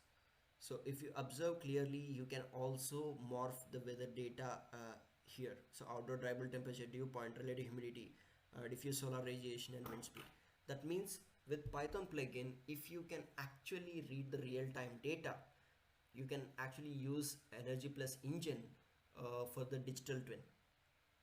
That means the real-time data, if you gather and you can place it every hour, you can code the framework in such a way that you have the model in EnergyPlus, the digital model of the building in EnergyPlus. You can directly run the simulation, and you can use the Python plugin API, where you can gather the data outside the environment and then supply it to the EnergyPlus, where you can actually simulate the conditions of the environment, what is going to be the next. So if you have a prediction for the next 5 to 4 hours, you just simulate them and you understand, based on which you can make some informed decisions related to your building operations. So this is where Python plugin API becomes much powerful. So here we see several things, and one of the things we used for our Python program is the lights electrification rate, and this is the so EDD file EnergyPlus EMS data directory file, which that comes here for each surface wise, zone wise, what all the actuators available. It will provide you clearly what you can actuate with. So one is here, not internal variable, yes. So the actuator is available here, which I used it. If you see the structure, I'm just wanting to show you the structure, how you can use it. First is the class name that you use, that is the lights, which is termed as, sorry, what is the type of the actuator, then what is the unit that you want to actuate, that means control, that is the electricity rate, and what is the object in the EnergyPlus that you want to control, that is the specific to the name of the specific surface. If it's a light system, so we have it's a light. For this specific room, the specific lighting electricity rate, I want to control it. So once it is done, so you can just set the handles to true. Here it is false because here are the one we are setting the handles for the first time. So once the handles are set for the first time, you no need to worry. So in the next time the handles are already set, and we'll be only getting the variable value. So here is a sensor. I asked for the surface window transmitted value. So every step I ran the simulation, the next minute it comes here, it checks what is the variable name, variable value for the variable I requested, for the handle I requested. Then based on your specific control logic, here I made a sample, one example where I said when this value is less than 500, use the value 3. Okay, so use the LPD as 3, the lighting electricity rate as 3. However, if you are trying to if it is greater than 500, when you have more of transmitted solar radiation, I use some formula basically to change the value from 3, which can actually provide me additional savings. So you can set the actuator value to the specific condition which you say. So this is one simple sample I'm presenting here, but it can be much complex, or you can even use a machine learning model that you want to connect. Just all you need to do is, yes, as I said previously, you don't have certain kind of default like pandas or something. You can't call those standard Python available libraries here. So one of the hack that I work on is basically you can call the import OS. OS is a common that is available with EnergyPlus API. Now you can install your own Python API in your operating system, and you can install all those libraries like, let us say, pandas, plotly, and all those numpy, scipy, all those libraries that you use. So you create another Python script outside the environment, this environment, and just you can use import os.system and run the command python and the name of that script. So from here, so that script will be running based on the inputs you can provide, and when it generates a standard output, whether if it is a single output, you can read using system API and just get the standard output here into the system. But let us assume if it is a bulk of data, you can store it into a CSV and send the name of the file. You can parse the name of the CSV file where the data that you want to use it here in your Python EnergyPlus plugin, and then you can supply back it to the EnergyPlus engine. So this is a kind of flexibility, and enormous flexibility to deal with outside systems is provided by the Python EnergyPlus API. So now we'll look into the post-processing phase. This is the last phase where we were previously discussing the pre-processing and the processing phases of building energy simulation. And in the post-processing phase, we'll completely look into the Python, the regular Python in our operating systems. So here it is more inclined, this part of the webinar is more inclined towards collecting, organizing, and visualizing the large simulation data. So here we regularly use pandas and plotly. So panda is widely known library of Python to manage the data frames structures. So it may be in CSV format or it may be in HTML. So collecting the data from different data sets and organizing them as per the requirement is much easier with pandas library. Coming to the Plotly, Plotly is an amazing visualization tool. Pandas also has inbuilt visualizations for line graphs, bar graphs, and many other things. What we see in Matplotlib, all those visualizations are by default available in Pandas. We can actually generate through Pandas, but Plotly generates more of interactive graphs, specifically like parallel coordinate axis or parallel categorical plots, bar graphs other than bar graphs, line graphs. So these interactive graphs generated, exported in .html format. Once we collect the large scale simulation data, when we have large scale simulation output, once we collect through pandas, uh, generating the visualizations with Plotly will give us the edge of interactiveness. And one of the best examples I can give is one thing I have worked on this in my when I was working as energy performance analyst in Integrated Design Solutions Private Limited, where we were working on an output of 2 lakh simulations output for a model where we had various parameters, input parameters with respect to the what is the conductance of the wall scenarios we had, the window wall ratios, the opening fraction. This was related to the mixed mode ventilation, the glass properties, conductance, solar heat gain coefficient, and then we calculated something called the U envelope, uh, total conductance of the envelope with respect to wall, window altogether, and then we had a roof separately. So roof absorptance values which were varying. So these were are the inputs from U wall to the roof absorptance. They were the variables like to run the parametric simulation. And then we had the RETV values. This is residential envelope transmittance value. This was a metric which was given in our Indian Residential Energy Conservation code called Ekoneva Samhita Part 1, which deals with the envelope performance criteria.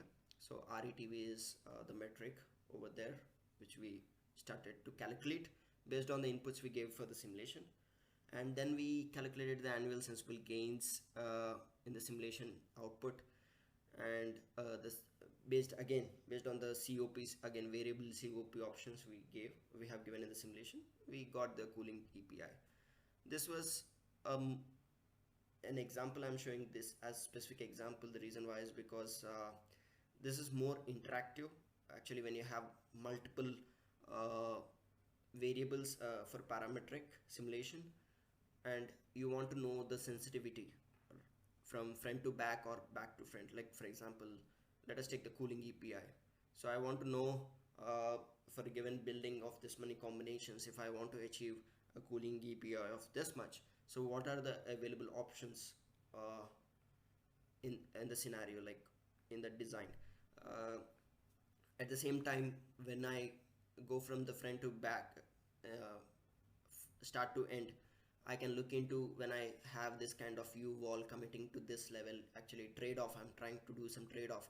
So other trade-offs available with respect to other to achieve the let us say the cooling EPI or RETV that you want to get into.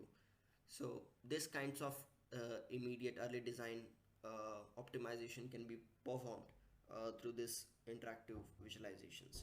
So yes, we have Ladybug Tools which performs a wonderful geospatial visualizations.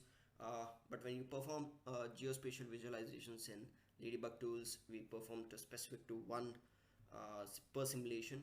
And yes, using the same Grasshopper tools and techniques, you can start reading it, parameterize, and export the images. But somewhere you need to actually also look into the temporal resolution of how we are going to do it.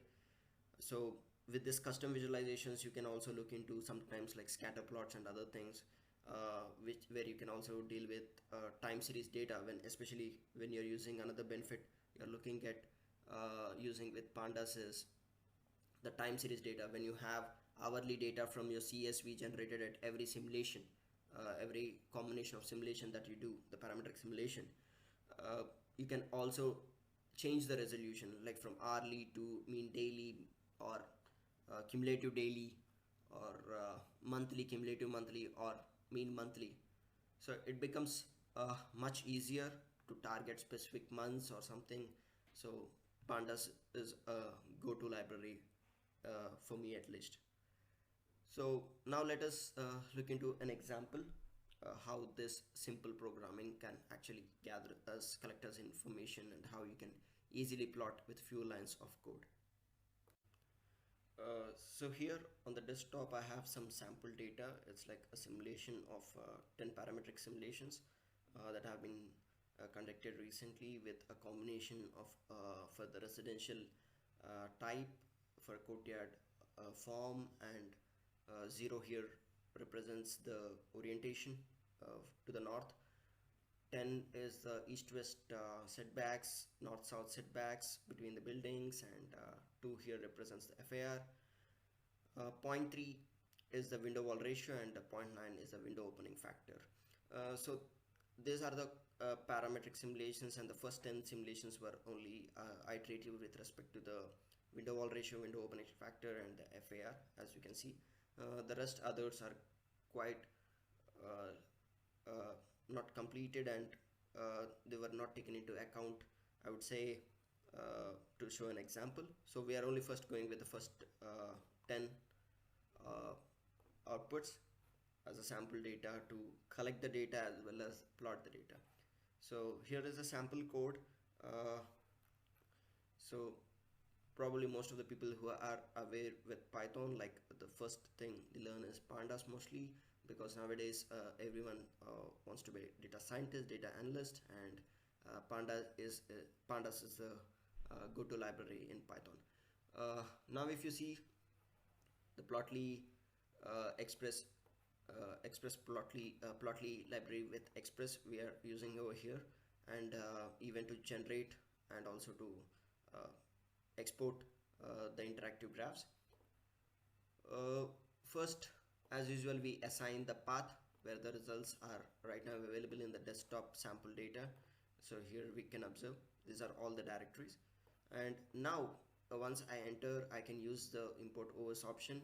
So if I tomorrow increase the number of simulation outputs over here from 10 to 20, and this dirs was.list directory will actually account all those list of names of the folders that are present in this directory.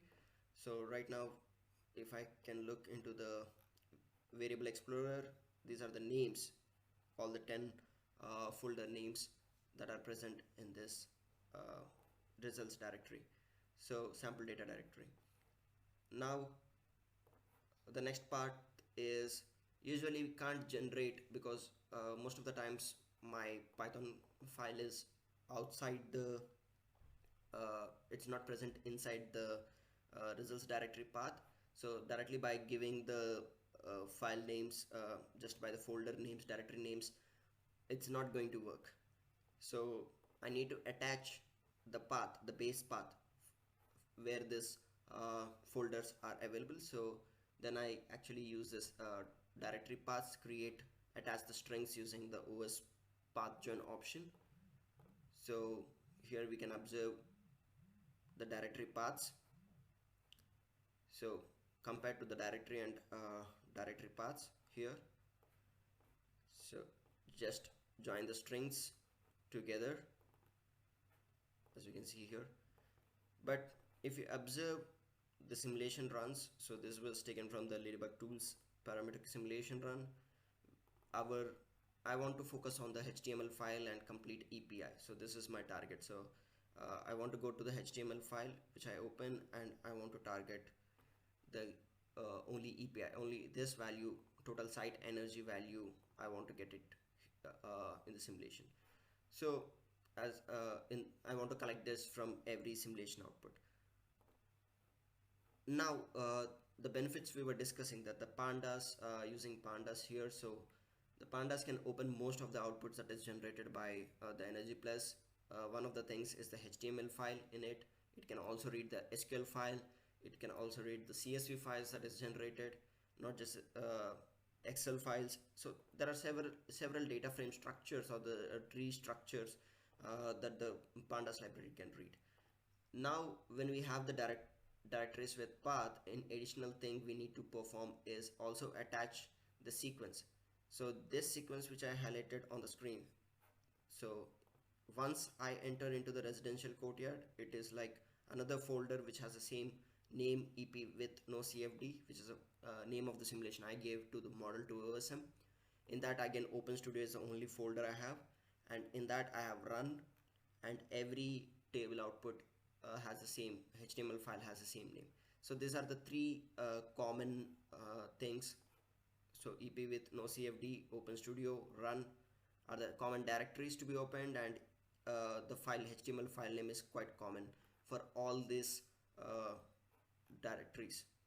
So I just need to attach this to the existing directory paths which we have generated. That will be the path to HTML in every directory. Now when I iterate this from, if I want to read only one HTML file, it is very simple. So I choose one. In this case, if I highlighted as is highlighted here, I only choose one first file in the directory paths, which is this one. Just get into it, attach the remaining path string to the HTML file, the path to HTML file, and then read the HTML. So I generally name it as DFs, data frames, because when you see the HTML file, it is no more one file. It is actually the multiple files which we have. So if you see, there are multiple data frames in the HTML file. So when I open the HTML file, it's not one data frame, but there are multiple data frames that will be generated. So for this reason, I generally use DFs, and you can see it as an example here. So there are almost like 182 data frames that have been generated. So the first data frame is the data frame which I want to gather the information, the site energy EPI, total site energy EPI, and here I can observe, yes, so the same way. So I'm actually calling the 0th one. So in the data frames list, I'm indexing the first data frame, and I'm trying to index the value that is present. This is 233.12. So in every HTML file, I'm going to go through the outputs in every path, in all 10 directories I have. So I'm going to index the first data frame in the HTML file and the value of site energy. So if I iterate these directories, enumerate, I have an index I, and also enumerating the directories. So I create the path to HTML, and I'm just printing this out to understand at which phase I am in. When you have more simulation files, when you run it, you can understand what is the status of it, and if there is any kind of trouble, like any issue with reading the HTML file, if there are blank values, you may run the large scale simulation and sometimes there may be an error. So there is no, it's a blank data that's generated, it throws an error. So you can look into the error, at which folder the error has happened because of the index. The other reason why I'm indexing, not just calling the directory, is actually splitting the names. So if you have observed carefully the nomenclature of these files, as I explained in the start, so these are the parameters. Residential is a type, courtyard is a form, and so on. The orientation, setbacks, so east, west, north, south setbacks, FAR, window wall ratio, and window opening factor. So this name, every time I'm actually collecting in the DIRS, so I'm now actually indexing that name and trying to split with an underscore. So ultimately what it happens is, now I have a list. When I split using the whole path name, I split it with an underscore. Now I have the values. So residential courtyard 0, 10, 10, 4, 0.4, 0.9 and 23 to 33.12. So in the pre-processing framework, when you try to set this kind of naming for the folder in the simulations, this is the benefit we can actually have. So this goes as the inputs.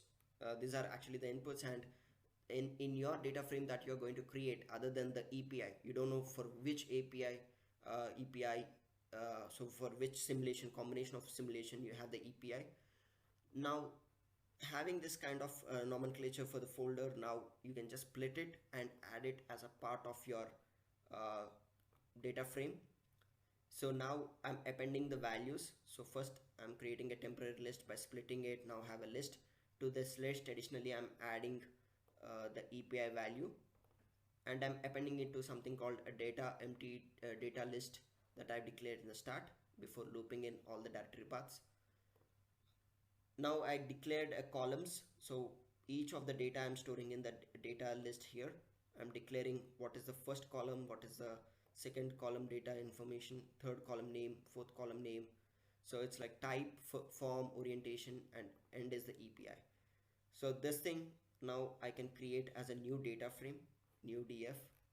So all this data of the 10 folders, especially the API and the names, like for example residential, form, orientation, setbacks, FAR, window wall ratio, window opening factor. So this values I'm setting up into a data frame, proper data frame, and the respective API. And now before going ahead, most of the times what we have split here, it comes as a form of a text. Actually, even if it is a orientation, which is an integer, uh, the north south setbacks, which we talked about, everything. So all these objects are meant as string.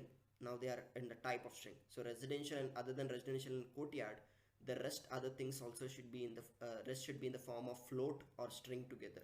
Sorry, float or integer. So this is one of the problems that you face while splitting the data, as well as when you read the HTML file, the value you are getting, the API, if you observe, that will be actually in the format of a string again. So now pandas offer this where you can change the column type. So what I did was, from the third column, from the orientation till the API column, I want to change the type of the values in the rows of these columns as float. So I just iterated it saying that these columns should be in the float category, and then I saved this values in a test.csv file.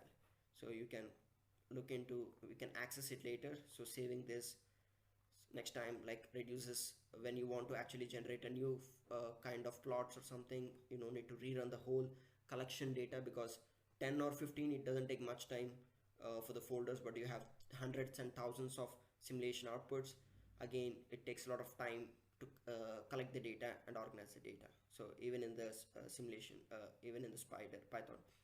So to avoid this, you can save the file, and later I just added the plotly code here as simply like you want to have, you don't know the syntax or anything, just you can go through the you just Google plotly express and respective plot name, and you can see some good examples where all you need to give is a data frame that you have generated here and the columns you want to do it. And here I wanted the parallel coordinates plot that you have seen is as an example previously, and again now you can see it right now for the data we have generated, collected and organized. This is two lines. Just with the two lines I'm generating an interactive plot. Here just I need to open it, and here I have the parallel coordinate axis plot set with generally parallel coordinate axis plot has one small constraint, is you have residential and the type and the form. which are in a string format. So if you try to bring that inside, it won't be direct. So you need to manipulate the typology, like let us say residential. I'll replace the residential value to 0 in the data frame, and if it is an office, I'll replace it to 1, so that I can, if I want, I can bring it into this those columns also into this categorical sorry, parallel coordinate axis plots. What if I directly use these values in the coordinate categorical plot? Parallel categorical plots also available for categorical variables if the columns have the rows data with categorical values. So I have that also. We have also parallel categorical plots option available, but what happens is the values of EPI, this is, however, it's fine, but the values of the EPI will not be in series. uh, it will come as a blocks, so that won't look nice, so it will not be in the sequence. So that's why we try to avoid it. So better you change the residential into zeros and ones, so you can have a value to it. So here, why we say it is more interactive is because you can select the thread and to identify the combinations that you want to have, refresh it, and if I want to check what are the EPI values, if I want to have the lowest EPIs, so what are the combinations? So I have the combinations from 0.9 and 0.45 together. Let us say I want to have window opening factor of 0.9. Now I have two opportunities with window wall ratio of 0.5 and 0.3. So if I have point for both of them, it's the FAR is 4, and now if I have north south setback as 10 and 10, because I didn't have more options that I have added into this plots in this example. But when you have all the simulation outputs and all the variables, so you can understand what are the combinations, the optimum, like what are the options that are available for you to target specific EPI, or when you wish to trade off certain kinds like FAR with window wall ratio. So how much EPI you wish to trade off for that combination. So all this is about the post processing. One small example, you can also try it with various real-time problems, examples you have with you. Okay, so here we are at the end of the webinar. Thank you so much for going through the webinar, and if you have certain kind of queries or anything, you can just scan the QR code and you can just connect me through LinkedIn if you have any kind of queries or anything, because this is a recorded webinar we are offering here. And I know the content was a bit paced up for few, because it didn't cover right from the fundamentals of Python or something like that, but it was more of an exploratory course, explanatory information which we have provided, because it's nothing like a textbook or a straightforward what to say, a methodology. That it's more or less like hacks which I have developed over a period of time by with the help of my mentors, my friends, with the problems they came up with, which they experienced with their doctoral research projects, or I have experienced when I was working in industry as an energy analyst, and also working as a faculty while teaching for specific design problems, the challenges that is encountered by the students. So it's a culmination of all these experiences the webinar has discussed, and sure, we will if we want in future, we may try to go through as a workshop where we can go in detail of each and individual component of how to do it, and in more structured way. But as is a short webinar, thank you so much once again, and continue learning. Thank you.